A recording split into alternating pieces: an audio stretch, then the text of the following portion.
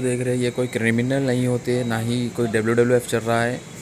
ये हमारे chief minister साहब की गाड़ी के पीछे जॉब के लिए आवाज़ दे रहे थे। जो 2014 में हमारे केसीआर साहब बोले थे कि जॉब देंगे, वैकेंसी बच्चे देंगे, बट वो पूरे नहीं उतरे।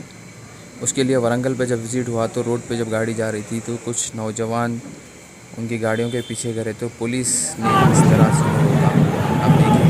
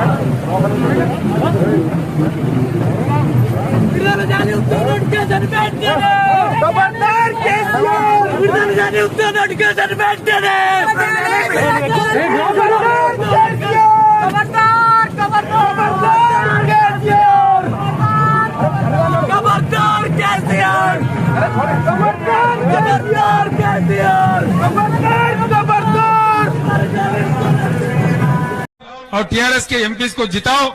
पहले 4 महीने के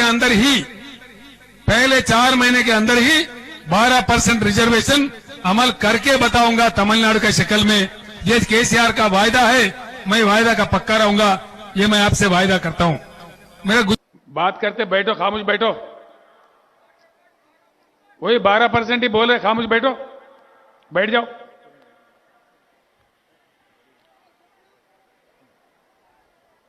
వాటేవాడు 12% వాడేవాడు చెప్తా కదరా भाई, తొందర ఎందుకు పడుతున్నావు? बैठो, खामोश बैठो, बोलो, बैठो ना। तुम्हारे बाप को बोलूंगा, क्या बात है, तमाशा कर। नाविका, हमें फिक्र है यहाँ की आम आदमी की जिंदगी से। उनकी जिंदगी बदलनी है। नाम बदलने से क्या होगा? अहमदाबाद का नाम बदल के आप न्यूयॉर्क कर दो तो क्या न्यूयॉर्क बन जाएगा कल?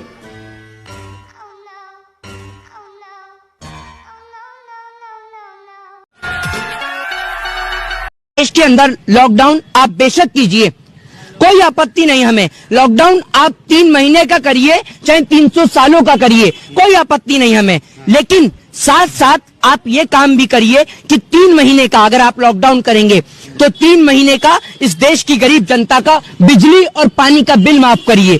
3 महीने का उनके घर में राशन भरवाइए।